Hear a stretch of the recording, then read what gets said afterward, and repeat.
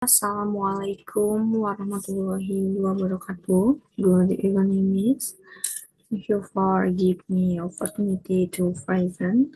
And this time, I'm going to present about one of topic the final exam one teach is peranggapan atau presupposition atau presupposisi.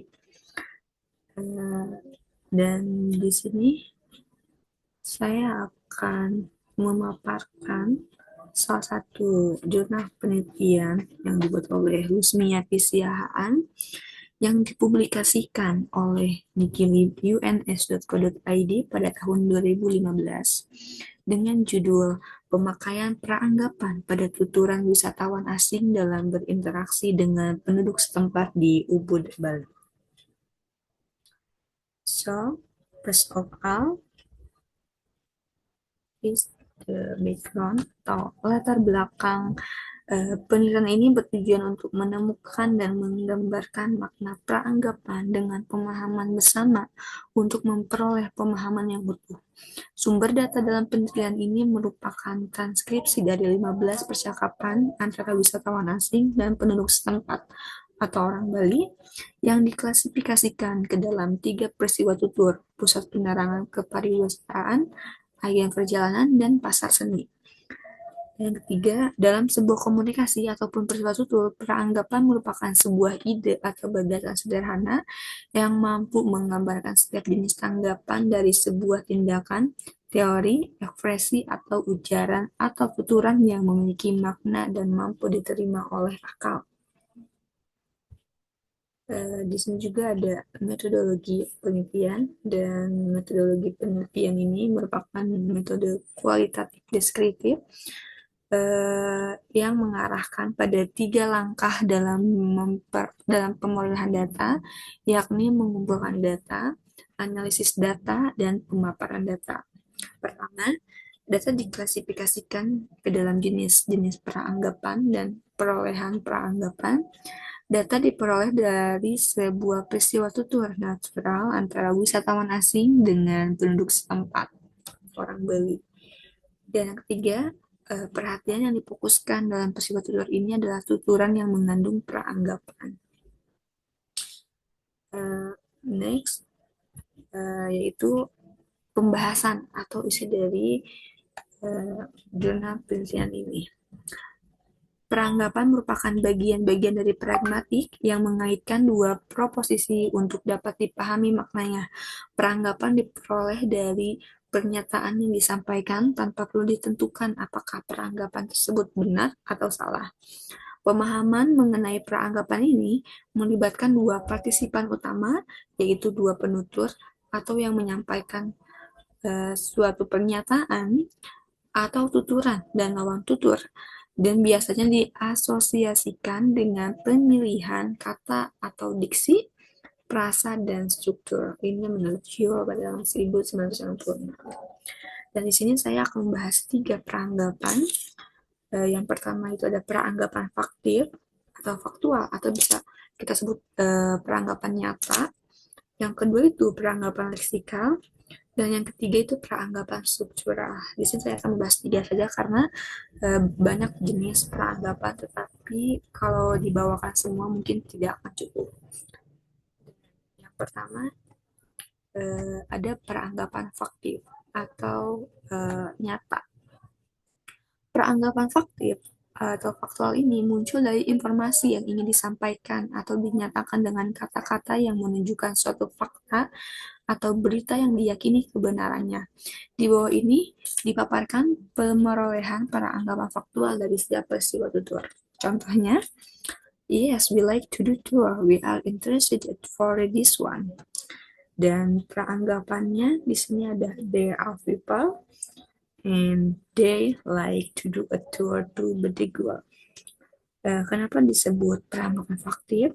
Karena di sini ada satuan lingkungan interested, merupakan penanda peranggapan faktual.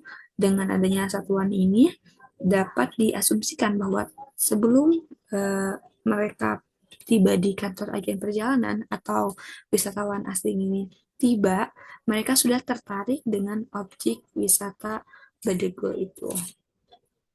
Dan yang kedua itu ada yeah, it's more expensive. I'm alone, sorry.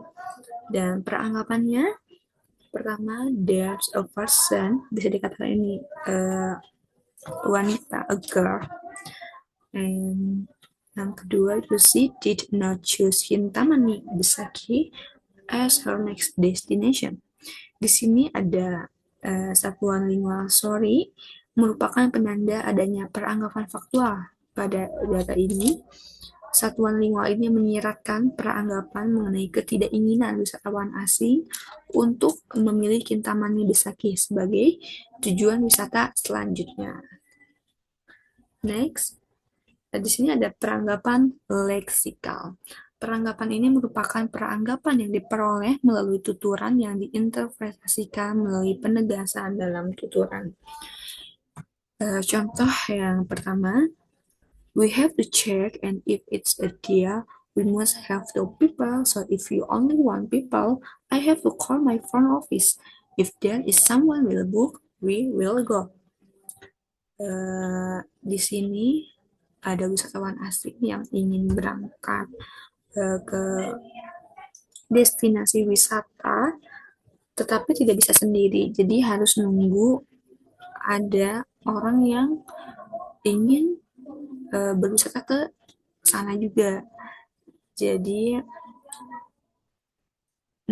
peranggapannya yaitu there are people, and yang kedua, someone might be booking the ticket so they could go to Kintamani.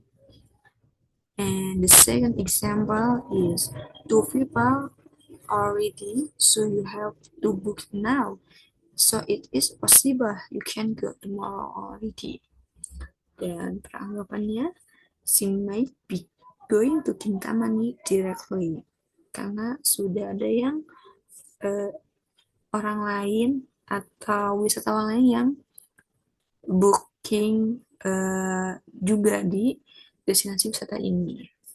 Dan yang ketiga, yes, I go at 9 I would be there. Peranggapannya yaitu first, there are is person. Kita katakan lagi, ini seorang wanita, a girl, and she would be in the travel agent at 9 o'clock. Di sini ada peranggapan struktural. Peranggapan struktural merupakan peranggapan yang dinyatakan melalui tuturan yang strukturalnya jelas dan langsung dipahami tanpa melihat kata-kata yang digunakan. Dalam bahasa Inggris, penggunaan ini terlihat dalam WH question, alternative question, and yes or no question. The first example is, where is you stay in Ubud? Peranggapan yang pertama pada there is a person, a girl, dan yang kedua is she stays in Ubud. The second example is at 9 o'clock, how I can be here. Jadi ini wisatawan asingnya menanyakan ke travel agent. So the peranggapannya yaitu the tourist way can be in travel agent on time and the tourist will be in the travel agent. And the third example, how many people go there for tomorrow?